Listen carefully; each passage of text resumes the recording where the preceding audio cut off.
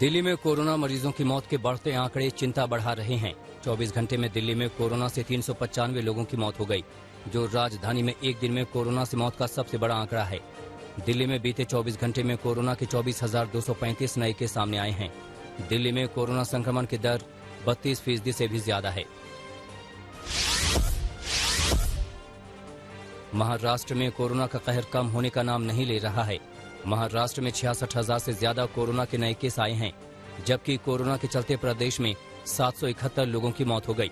महाराष्ट्र में कोरोना से सबसे खराब हालात नागपुर में हैं, जहां करीब 7,501 केस सामने आए और कोरोना से 82 लोगों की मौत हो गई। उधर राजधानी मुंबई में 4,192 नए केस सामने आए और यहां भी 82 लोगों की जान चली गई। यूपी में कोरोना के मामलों में एक बार फिर इजाफा देखा गया है। यूपी में कोरोना संक्रमण के 35,156 नए केस सामने आए और 298 लोगों की मौत हो गई। प्रदेश में कोरोना से सबसे ज्यादा मौत राजधानी लखनऊ में हुई, जहां 37 मरीजों की जान चली गई। उधर नोएडा में कोरोना के 1,478 मामले सामने आए और 11 लोगों की मौत हो गई, जबकि गाजियाबाद में कोरोना के 898 नए मरीज मिले हैं। कोरोना के बढ़ते ग्राफ को देखते हुए उत्तर प्रदेश सरकार ने वीकेंड लॉकडाउन का समय बढ़ा दिया है। अब यूपी में वीकेंड लॉकडाउन शुक्रवार रात से मंगलवार सुबह तक लागू रहेगा। बीते दिनों इलाहाबाद हाईकोर्ट ने यूपी सरकार को 5 बड़े शहरों में 14 दिन का संपूर्ण लॉकडाउन लगाने की अपील की थी। सरकार की ओर से संपूर्ण लॉकडाउन लगाने से इनकार कर दिया गया था, लेकिन अब संक्रमण के बढ़ते खतरे को देखते हुए वीकेंड लॉकडाउन को बढ़ाया गया है। केरल में कोरोना संक्रमण के आंकड़े चिंता बढ़ा रहे हैं।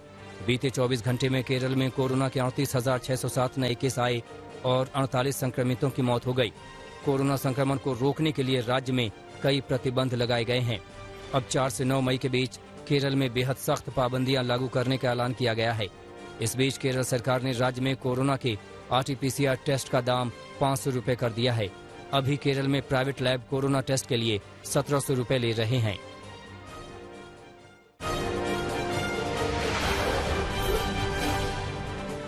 पश्चिम बंगाल में कोरोना बेहद तेजी से पैर पसारता जा रहा है। बीते 24 घंटे में बंगाल में कोरोना के 17,000 से ज्यादा मामले सामने आए और 89 लोगों की मौत हो गई। प्रदेश में पहली बार कोलकाता से ज्यादा मामले उत्तर 24 परगना में सामने आए, जहां पिछले 24 घंटों में 3,912 लोग कोरोना से पीड़ित हुए हैं।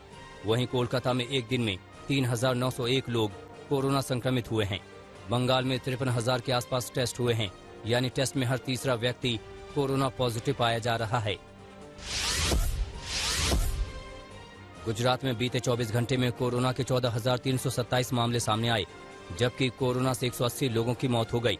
गुजरात का अहमदाबाद शहर कोरोना से सबसे ज्यादा प्रभावित है। यहां एक दिन में कोरोना के 5200 से ज्यादा मरीज मिले हैं।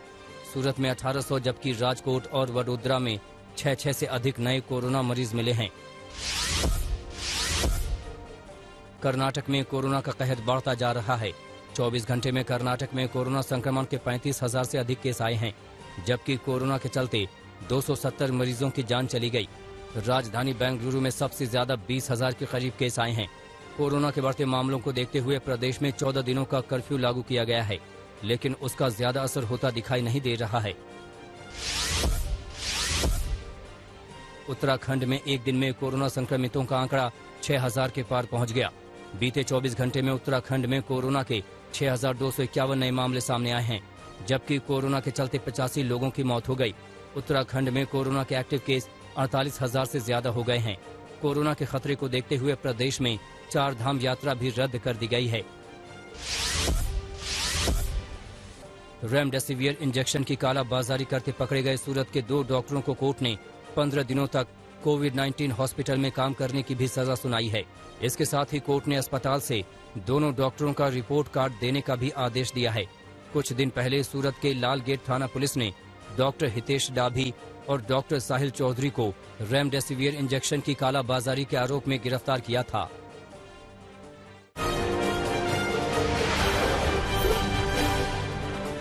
बीजेपी शासित राज्य मध्य प्रदेश में भी 1 मई से 18 साल से अधिक उम्र वालों को कोरोना वैक्सीन नहीं लगेगी। वैक्सीन निर्माताओं की ओर से अब तक राज्य को वैक्सीन की डोज उपलब्ध नहीं हुई है। ऐसे में प्रदेश में 1 मई से टीकाकरण अभियान का तीसरा चरण नहीं शुरू होगा। मध्य प्रदेश के चिकित्सा शिक्षा मंत्री विश्वास सारंग ने कहा कि जैसे ही वैक्सीन की डोज मिल जाएगी 18 साल से अधिक के लोगों का टीकाकरण शुरू किया जाएगा। महाराष्ट्र, राजस्थान जैसे राज्य पहले ही तीसरे चरण के टीकाकरण की तारीख को टाल चुके हैं। छत्तीसगढ़ के मुख्यमंत्री भूपेश बघेल ने कोरोना वैक्सीनेशन के तीसरे फेज पर सवाल उठाए हैं। उन्होंने चिंता जाहिर करते हुए कहा कि 1 मई से शुरू होने जा रहे वैक्सीनेशन के तीसरे फेज से कानून व्यवस्था बिगड़ सकती है। भूपेश बघेल का कहना है कि वैक्सीन की उपलब्धता के बिना ही केंद्र ने 18 से 45 साल के लोगों को वैक्सीनेट करने का फैसला ले लिया। बिहार में 1 मई को वैक्सीनेशन का तीसरा चरण शुरू नहीं होगा। वैक्सीन की किल्लत के चलते ये फैसला लिया गया है। प्रदेश में 5 करोड़ 46 लाख लोगों को वैक्सीन लगाई जानी है। हालांकि इस बीच वैक्सीन लगवाने को लेकर रजिस्ट्रेशन जारी रहेंगे। वैसे 1 मई से 18 से 45 साल की उम्र के लोगों को वैक्सीन लगनी थी। दिल्ली के मुख्यमंत्री अरविंद केजरीवाल ने कोरोना वैक्सीनेशन अभियान को लेकर अधिकारियों के साथ समीक्षा बैठक की। बैठक के बाद सीएम अरविंद केजरीवाल ने कहा कि दिल्ली में 3 महीने के भीतर 18 से अधिक उम्र की पूरी आबादी को वैक्सीन लगाई जाएगी। इसके लिए दिल्ली में बड़े पैमाने पर वैक्सीनेशन सेंटर स्थापित किए जाएंगे। कोरोना वैक्सीनेशन का तीसरा फेज शुरू होने से पहले भारत बायोटेक ने भी राज्यों के लिए कोवैक्सीन की कीमत 200 रुपए घटा दी है। अब राज्यों को कोवैक्सीन की एक डोज 600 रुपए की बजाय 400 रुपए में मिलेगी। इससे पहले सीरम इंस्टीट्यूट ने भी कोविशील्ड के दाम घटा दिए थे। हालांकि भारत बायोटेक ने कोवैक्सीन की कीमत सिर्फ राज्य सरकारों के लिए ही कम की है, निजी अस्पतालों के लिए नहीं। निजी अस्पतालों को अब भी कोवैक्सीन का एक डोज 1200 रुपए में ही खरीदना होगा, जबकि केंद्र को एक डोज 150 रुपए में मिलेगा। अमेरिकी राष्ट्रपति जो बाइडेन ने कांग्रेस को दिए अपने पहले संयुक्त संबोधन में कहा कि अमेरिका फिर से प्रगति की राह पर है। हम फिर से दुनिया का नेतृत्व कर रहे हैं। साथ ही बाइडेन ने कहा कि हमने दुनिया को दिखाया है कि अमेरिका में हार मानने का कोई विकल्प नहीं है। अपने संबोधन में बाइडेन ने अमेरिकी अर्थव्यवस्था को तेजी से आगे बढ़ाने पर भी जोर दिया। जेल में बंद रूसी विपक्षी नेता अलेक्सी नावेल्नी की पत्नी यूलिया ने सुनवाई के दौरान पति नावेल्नी से बात की। कहा, अगर आप मुझे सुन सकते हैं तो 1 मिनट के लिए खड़े हो जाएं। जेल में बंद नावेल्नी के स्वास्थ्य में लगातार गिरावट आ रही है और वो 31 मार्च से भूख हड़ताल पर हैं। बढ़ते कोरोना वायरस की वजह से टर्की में अगले 17 मई तक राष्ट्रीय लॉकडाउन, नए प्रतिबंधों में जरूरी दुकानें छोड़कर सभी चीजें बंद रहेंगी। पास वाले कर्मचारियों और आपातकालीन सेवाओं को आने जाने की अनुमति रहेगी। टर्की में पिछले 24 घंटे में कोरोना के 40,000 से ज्यादा नए मामले सामने आए हैं, जबकि 341 लोगों की मौत हो गई। ब्रिटिश स्वास्थ्य मंत्री मैट हैनकॉक ने कोरोना वैक्सीन की पहली डोज लगवाई। ब्रिटिश स्वास्थ्य मंत्री ने एस्ट्राजेनेका वैक्सीन का टीका लगवाया। इसी हफ्ते ब्रिटेन ने 50 साल से ऊपर वाले लोगों को कोरोना वैक्सीन लगवाने की पेशकश की थी।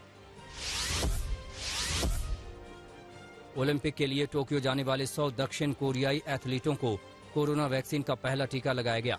सभी लोगों को फाइजर की वैक्सीन लगाई गई। कोरियाई खेल और ओलंपिक समिति ने कहा है कि ओलंपिक में जाने वाले 500 से ज्यादा लोगों को मई के पहले